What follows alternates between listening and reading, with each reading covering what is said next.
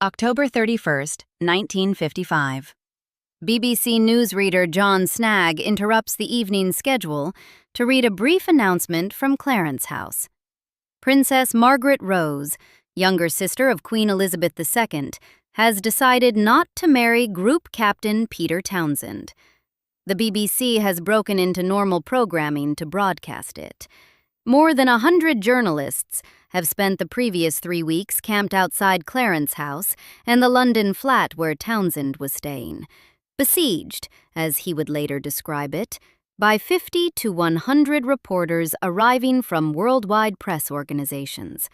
Across Britain and the Commonwealth, the response is grief.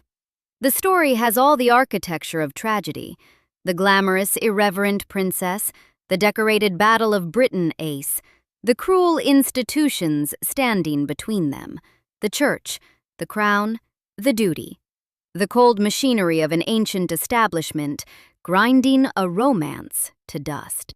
The myth assembles itself almost instantly, and it endures for 70 years, in books, in documentaries, in Netflix dramas, in every biographical reassessment of the Windsors written since.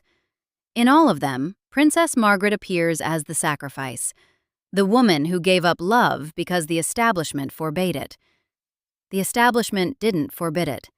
The evidence has been in the public record for 2 decades, since the cabinet papers were declassified in 2004, 2 years after her death. The government had a compromise plan. The plan preserved her income and her title. And Princess Margaret, in her own public statement, in her own words, explicitly confirms that civil marriage was available to her and that she chose not to take it. She wasn't unable to marry Peter Townsend. She chose not to marry him. The story of why, and what that choice actually cost her, is considerably more interesting than the fairy tale. The Royal Marriages Act of 1772 was drafted by George III after 2 of his brothers contracted marriages he considered socially catastrophic, one to a commoner, one secretly to a widow. The act required any descendant of King George II to obtain the sovereign's formal consent before marrying.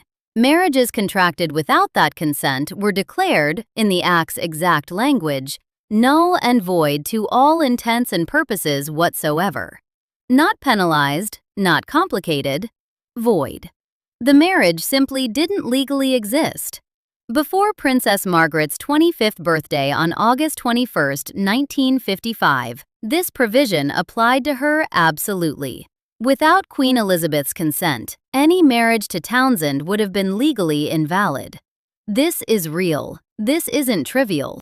The Queen's private secretary, Sir Alan Lascelles, a man whose service stretched back to the abdication crisis of 1936, had told Townsend directly in 1953 that he must be mad or bad if he thought he could marry the sister of the Church of England's head. Lascelles was protecting the institution, and he wasn't wrong that the legal obstacles were genuine. But then came Margaret's birthday. Under Section 2 of the same 1772 Act, a royal over the age of 25 who had been refused consent could still marry, by giving 12 months' notice to the Privy Council, provided neither the House of Lords nor the House of Commons passed a resolution of disapproval within that year.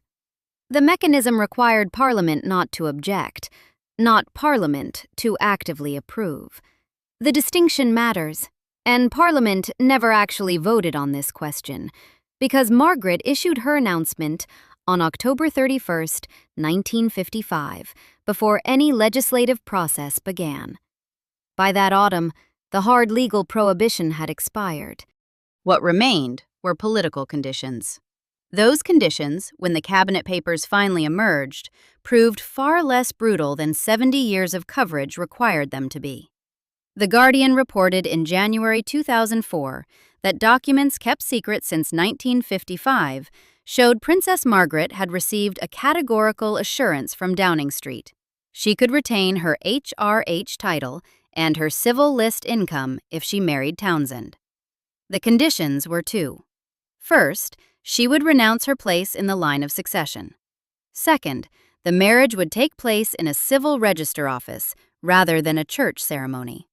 In October 1955, Princess Margaret was third in line to the throne, behind Prince Charles, who was 6 years old, and Princess Anne, who was 5. Her succession rights were theoretical to the point of fantasy. Charles and Anne would both have had to die childless before Margaret's claim became relevant. She was asked to formally relinquish something she would almost certainly never exercise. She turned it down. Margaret had grown up inside the monarchy with complete immersion. Born at Glamis Castle in Scotland on August 21, 1930, she was described by her father, King George VI, as his joy, where Elizabeth was his pride. The family moved into Buckingham Palace after Edward VIII's abdication in December 1936, which elevated her father to the throne and elevated Margaret herself, at 6 years old, to second in line of succession. From that point forward, the infrastructure of royalty was simply the texture of her life. By her early 20s, she had become one of the most observed young women in Britain, celebrated for her vivid blue eyes, her wit, her social intensity, and her appetite for the faster London circles that gathered around her in what the press labeled the Margaret set. Favorites included the 400 Club, the Café de Paris, and the Mirabelle restaurant. She moved through charity galas, country house weekends, theater premieres, and transatlantic society with the ease of someone for whom that world was simply the default setting of existence. Vogue, in 2019, described her plainly. She knew the perks of royal life and enjoyed them. The princess drove around London in a chauffeured limousine. Peter Townsend entered her life properly in 1944, when he was appointed equerry to her father. He was a Battle of Britain fighter ace, 9 aircraft destroyed, 2 shared, 2 probables, 4 damaged, who had been shot down during the Battle of Britain and returned to operational flying. By 1944, his nerves were shot, but his reputation was formidable. The king reportedly regarded him with something close to paternal affection, treating the calm and efficient war veteran as the son he never had. When news of the relationship between Townsend and Margaret reached the press, triggered by press photographers at the coronation in June 1953, spotting Margaret remove a fluff of lint from Townsend's uniform jacket, a gesture small enough to miss and revealing enough to consume. The palace's response was immediate. Townsend was posted to the British Embassy in Brussels as air attaché. A contemporaneous New York Times description called it an exile. The Royal British Legion's Brussels branch noted that the appointment was arranged quietly and quickly, and that the British ambassador was almost taken by surprise. He arrived in Brussels in July 1953. The understanding, unspoken but understood, was that he wouldn't return to British soil. He stayed for 3 years. Margaret, meanwhile, relaunched herself on London's social scene, but they wrote to each other almost every day. Now do the arithmetic, because the numbers are where the argument lives. The Civil List Act, 1952, parliamentary statute, publicly available, makes specific provision in Section 5 for Her Royal Highness the Princess Margaret in the event of her marriage. The sum, £9,000 per year for life, commencing from the date of her marrying. This isn't an estimate. It isn't a secondary characterization. It's the statutory text, enacted by Parliament, funded from the Consolidated Fund. £9,000 annually, guaranteed for life. This was in addition to a separate provision already running under the 1937 Civil List Act. The Guardian, reporting in 2000, stated the combined package as £6,000, rising to £15,000 were she to marry. BBC, reporting on the declassified cabinet papers, confirms a similar structure. Roughly £6,000 per year as an unmarried princess, with the marriage annuity of £9,000 on top, producing approximately 15,000 annually. Treat the 6,000-pound base as confirmed by multiple secondary sources rather than a single statutory line. But the 9,000-pound marriage annuity is right there in the Act, and the combined figure is well supported. The 1990 Civil List Order still references a sum payable under Section 6.1 of Civil List Act 1937 as part of Princess Margaret's package, confirming the provision had been running continuously for decades. Now set that against the country around it. Hansard's record of a parliamentary exchange in February 1956 shows that average weekly earnings for industrial wage earners in April 1955 were £4.16, roughly £250 per year for a manual worker. A broader measure, the Fred dataset's average weekly earnings per person puts it at approximately £7.50 per week, or about £390 annually. Even using the more generous figure, Margaret's marriage annuity alone, £9,000, was approximately 23 times the average British annual wage. The combined package of approximately £15,000 was approaching 40 times. This wasn't earned income. It required no work, no hours, no skill, no measurable output. It was a guaranteed, lifetime parliamentary grant issued to a woman because of whose family she had been born into. It couldn't be dismissed, reduced, or removed without new legislation. It came with no conditions, no review, no performance obligations. It was, in practical terms, the most secure income in Britain that wasn't the sovereign's own. Alongside it came the broader infrastructure of royalty, not directly funded from her personal annuity, but inseparable from her royal identity. Kensington Palace, a crown property maintained through separate state arrangements. State-funded protection officers. Access to royal residences, royal transport, royal occasions. The participation in an institutional machinery that subsidized the texture of daily life in ways that didn't show up on any single line item. Vogue noted in 2019 that a 1995 Mustique holiday cost the public purse approximately £100,000. Her villa on the island, Les Jolies Eaux, now commands rental rates of between $33,000 and $47,000 per week. These are the later numbers, but they describe the logic of a life that was being funded, in aggregate, at a rate far beyond anything a private income would have supported. What was on the other side of the ledger? Peter Townsend, in Brussels, was a group captain, a senior RAF rank, equivalent to a full colonel in the army, serving as air attaché to the British Embassy. He held the commander of the Royal Victorian Order, the Distinguished Service Order, and the Distinguished Flying Cross and Bar.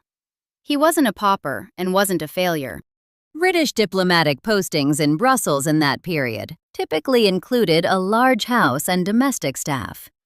A 1950s British Labour attaché's memoir describes a large house, 2 native maids, as the standard diplomatic household provision.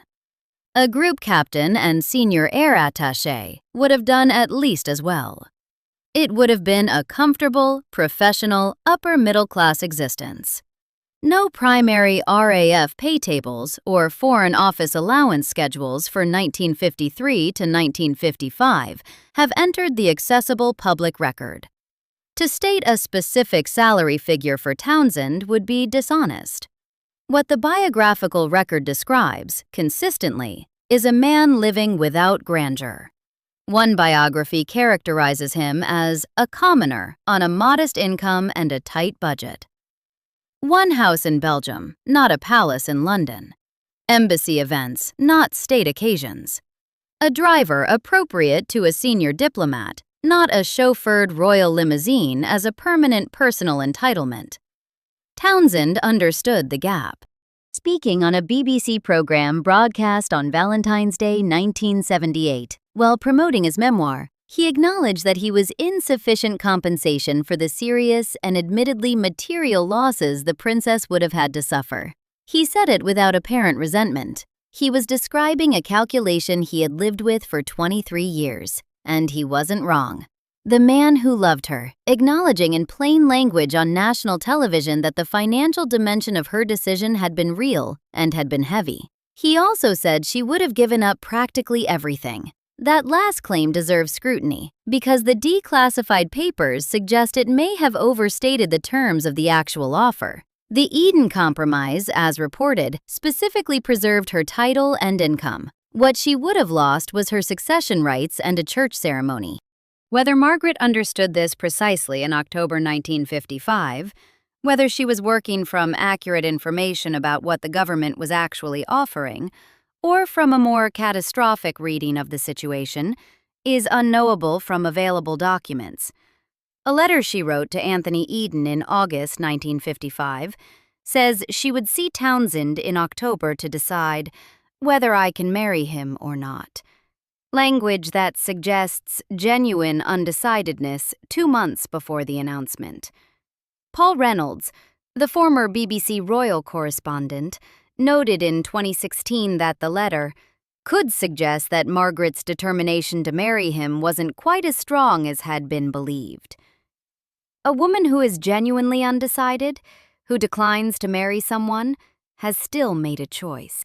Even if the decision was shaped by imperfect information, even if it was complicated by genuine religious conviction alongside financial calculation, even if it arrived at the end of months of uncertainty rather than in a single cold moment, it was still a choice. She wasn't prevented. She chose not to proceed. So what happened to the church? Why does the statement sound as though theology did all the work? Geoffrey Fisher, the 99th Archbishop of Canterbury, was a formidable figure. He had officiated at Princess Elizabeth's wedding in 1947 and her coronation in 1953. His position on divorced persons remarrying in church was both sincere and public. The New York Times, in March 1955, described him as the leading opponent in Britain to permitting church remarriage after divorce. Townsend's former wife, Rosemary Paul, was alive. The Church of England's teaching held that Christian marriage was indissoluble, and it wouldn't solemnize a remarriage while a former spouse was living. Fisher met privately with Margaret on October 27, 1955, 4 days before her announcement, for approximately 1 hour. What passed between them isn't on the record.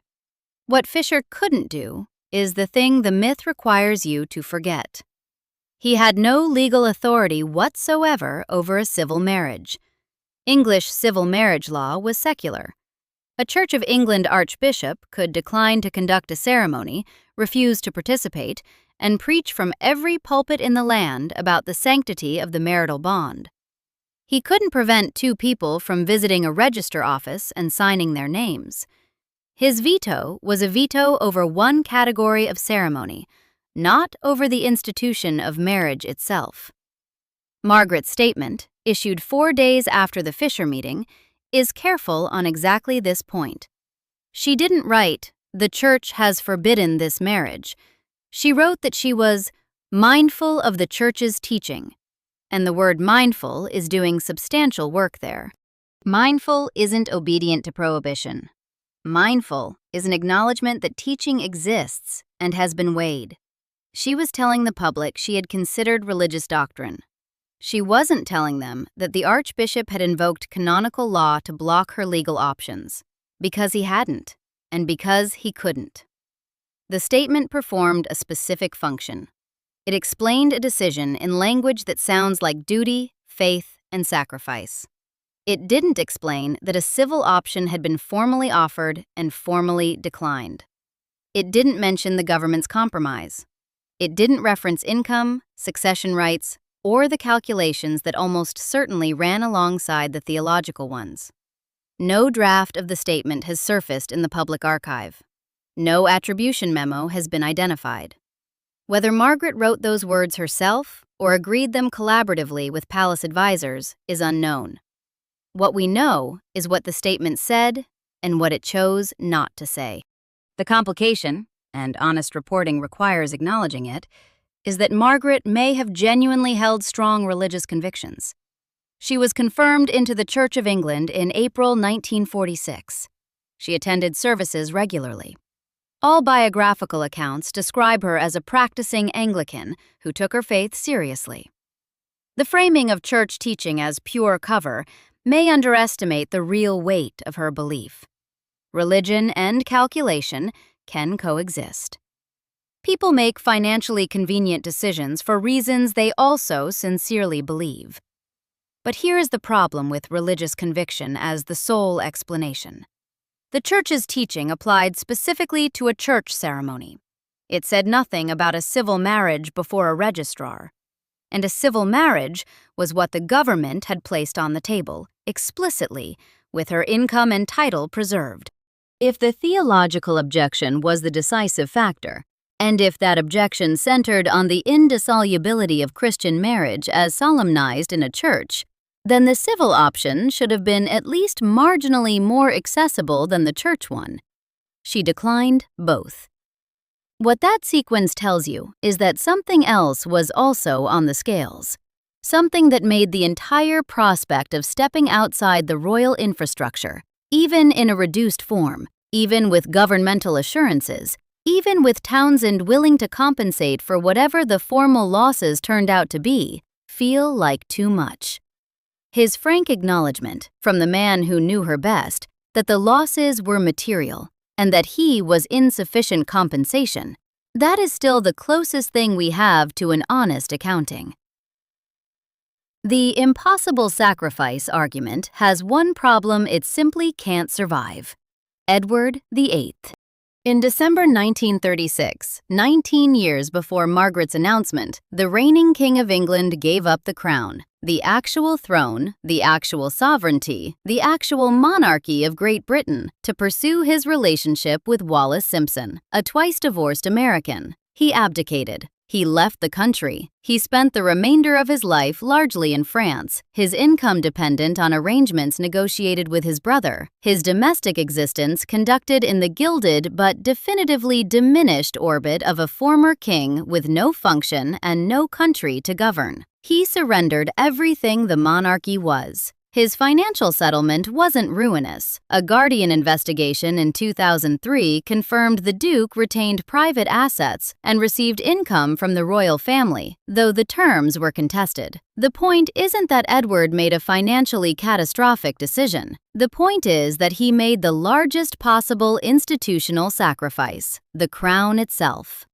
He didn't surrender succession rights. He surrendered the actual kingship. Margaret was third in line, being asked to give up a succession claim she would almost certainly never exercise, while keeping her title, her income, and her country. The "nobody could have made this sacrifice" defense collapses immediately against Edward's precedent. One royal did it. He gave up considerably more. The sacrifice was possible. It had been demonstrated in this family's own history 19 years earlier, in a broadcast that Margaret herself, as a 6-year-old girl, would have heard about.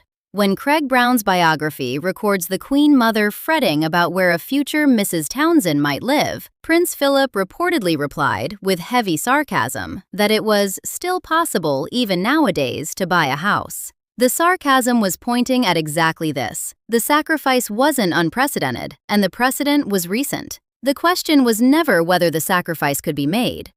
It was whether Margaret was willing to make it. She wasn't. And she chose a public explanation that put the responsibility elsewhere.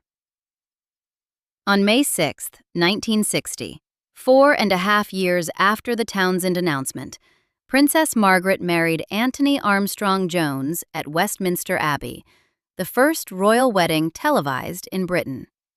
Armstrong Jones was a society photographer, talented and unconventional, who became the Earl of Snowdon upon the marriage. He was plain Mr. Armstrong Jones, as Vogue had described him, before the title was created for the occasion. The honeymoon was 6 weeks aboard the royal yacht Britannia. The reported cost was $115,000, approximately £41,000 at 1960 exchange rates, for a honeymoon. The marriage lasted 18 years on paper. Biographer Anne de Courcy documents Margaret's affair beginning in 1966. Snowden's own entanglements became press fodder through the mid-1970s. History Extra describes the marriage as consumed by rancor, public rows, and extramarital affairs, until it collapsed entirely. Formal separation came in 1976. The divorce was finalized in 1978, the first dissolution of a royal marriage in the 20th century since the time of Henry VIII, a distinction Margaret had structured significant portions of her adult life around avoiding. She had declined to marry a divorced man partly because divorce carried stigma and theological complication. She ended up spending 18 years in a marriage that produced its own divorce. The thing she had tried to avoid became the thing she lived through anyway. The irony isn't subtle. She drank heavily for much of her adult life. The Washington Post, writing about her life and legacy in 2021, notes she drank excessively. Her health declined through a series of strokes beginning in 1998. She died at King Edward VII Hospital in London on February 9, 2002, aged 71. President George W. Bush released a statement that day describing her as a proud mother and grandmother, the ritual language of condolence, saying almost nothing. The lifestyle she had protected was maintained comprehensively until the end. A 1995 Mustique holiday cost the public approximately £100,000. The villa was there. The household was there. Kensington Palace was there. Every element of the royal infrastructure she had valued above Townsend's offer remained in place. She had kept the gilded cage. Every bar of it. Craig Brown, in his meticulous biography of Margaret, describes her toward the end of her life at Kensington Palace. The ant heap, burning bag after bag of letters she had removed from Clarence House, correspondence covering decades of her life, reduced methodically to ash. She was obliterating the record. There is something in that image that tells you more about the quality of the choices she had made than any statement she ever issued publicly. The New York Review of Books, reviewing Brown's work, described the arc. By the time she died in 2002, she was 12th in line to the throne, going on quietly in Kensington Palace. The same palace, the same institution, the same framework she had stayed inside at such cost. Its succession rank now meaningless, its proximity to power ceremonial, its guaranteed income still flowing. Townsend, by contrast, had gone back to Belgium voluntarily after the announcement. He married Marie-Luce Germagne, a 20-year-old tobacco heiress, in 1959. He wrote books. He lived in France. He died of stomach cancer on June 19, 1995, in Saint-Léger-en-Yvelines, aged 80. His obituary in The Independent noted that he had developed a perceptible sense of relief that things turned out the way they did, observing that for the men who had married into the royal family, including Anthony Armstrong Jones, it had proved an almost impossible undertaking. Their final meeting had taken place in 1992 at Kensington Palace, where they had lunch and walked together in the garden. 37 years after the announcement, one conversation among the flower beds, and then nothing. For half a century, the story has been sold as a grand, tragic sacrifice. The weeping princess, the forbidden love, the heavy burden of the crown and the cold disapproval of the archbishop, standing between two people and their happiness. The archives don't support it. Princess Margaret wasn't unable to marry Peter Townsend. She said so herself in the formal statement broadcast on October 31, 1955, in language that is unambiguous if you read it carefully. I have been aware that, subject to my renouncing my rights of succession, it might have been possible for me to contract a civil marriage. She knew a civil marriage was available. She knew the government had drawn up a plan preserving her title and her income. She had months to consider the question and found herself, as late as August 1955, still uncertain whether she could marry him at all. She chose not to. Archbishop Fisher could refuse a church ceremony. He couldn't refuse a civil one. Parliament never voted. Anthony Eden's government had prepared a compromise. The precedent of Edward VIII demonstrated that larger sacrifices were possible. The material alternative, a professional, comfortable, diplomatic life in Brussels with a man she loved, was real and was available. None of that changed the result. She put, in her own words, other considerations first. Those considerations included a statutory income of £9,000 per year, a parliamentary grant at 23 times the national average wage, the infrastructure of a royal life, and the world she had inhabited since birth.